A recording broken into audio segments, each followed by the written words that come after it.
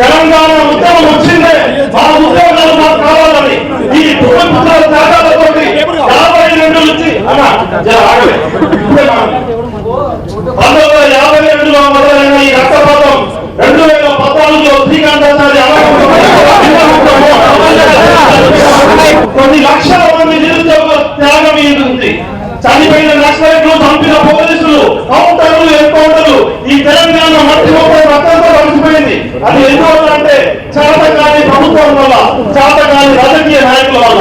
ఓ నిరుద్యోగ మిత్రులారా, కాస్తంత నమ్మకమైనటువంటి ఆకాశాన్ని అప్పుడప్పుడు ఉంచేస్తారని కవి బైరాగ్ అంటారు.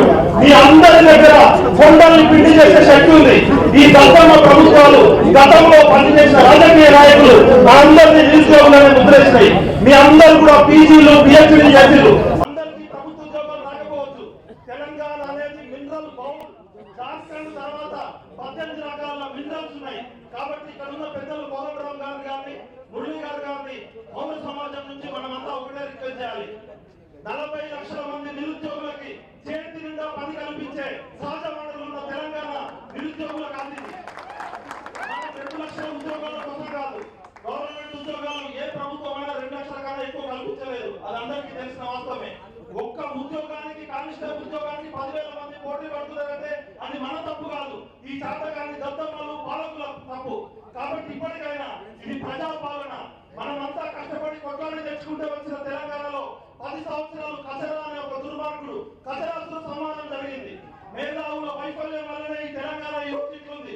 కాబట్టి ఇప్పుడున్న మన అందరి బాధ్యత, ముందు ఏ ఒక్క నిరుద్యోగి కూడా ఆత్మహత్య చేసుకోకూడదు. ఆ రాజకీయ నాయకుడు పోయి ఈ రాజకీయ నాయకుడు, ఈ రాజకీయ నాయకుడు పోయి ఆ రాజకీయ నాయకుడు కోసం కాదు. 2001లో మొదటిసారి నేను జైలుకు పోయినప్పుడు 3,000 మంది నిరుద్యోగులు వచ్చారు. ఇది నిరుద్యోగుల ప్రపంచం. కాబట్టి ఈ తెలంగాణ జాతి రత్నాలు, ఆణిముత్యాలకి పని కల్పించాల్సిన బాధ్యత దేశమంతా, ప్రపంచమంతా తిరిగిన మన ఆకుమూరి మురళి సార్ మీద ఉంది, ప్రొఫెసర్ కోదండరాం సార్ మీద ఉంది, మన రియాజ్ సార్ మీద ఉంది.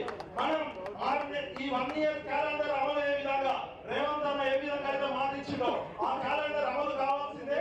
అదే విధంగా ప్రభుత్వాలకు ఎప్పుడు కూడా ప్రయారిటీస్ మారుతుంటాయి. మనం ఖచ్చితంగా ఆ కాంగ్రెస్ పార్టీ ఇచ్చిన మేనిఫెస్టోను అమలు చేసుకుందాం. నేను ఒకటే చెప్తున్నా సార్, ఐఏఎస్ ఆకుమూరి మురళి గారు ఇందాకనే జనార్దన్ రెడ్డి గారి గురించి మాట్లాడడం జరిగింది. జనార్దన్ రెడ్డి గారు మీకేమాత్రం సిగ్గు, శరం, మానం ఉన్నా కూడా మీరు civil service, UPSC, code of conduct నుంచి వచ్చారు కదా.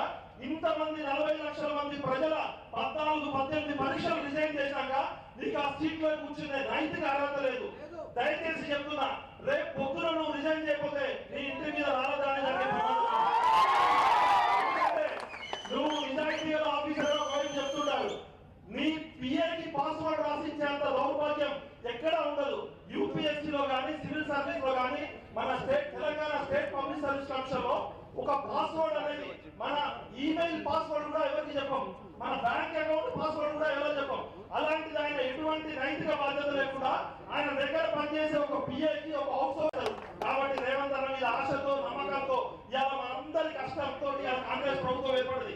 కచరా పోయింటూ కాంగ్రెస్ వచ్చింది. ఇది కాంగ్రెస్ ప్రభుత్వం కాదు, మన అందరి త్యాగంతో, మీ అందరి త్యాగంతో, ప్రబలిక ఆత్మతో వచ్చిన ప్రభుత్వం.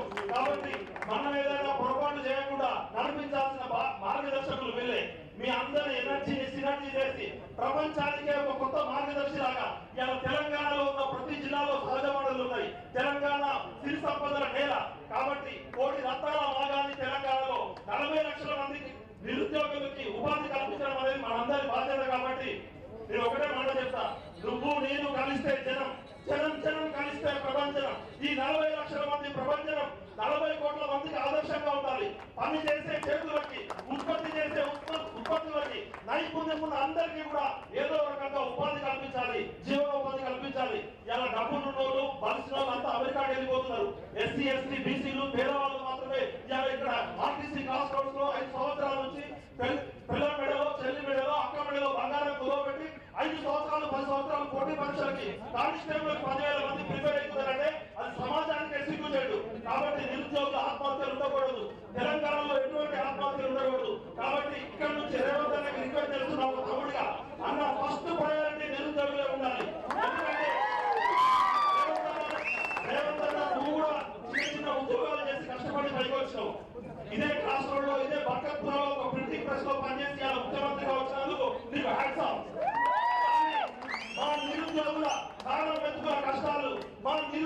పేద రైతు కుటుంబాల నుంచి వచ్చిన కష్టాలు నీకు తెలుసు కాబట్టి ఒక పాలమూరు బిడ్డగా నిరుద్యోగుల ప్రతినిధిగా ఒక పెద్దగా నేను ప్రధాని మంత్రాలతో చెప్తున్నా, నువ్వేమన్నా చేయి 40 లక్షల మందికి ఉపాధి కల్పించాల్సిందే.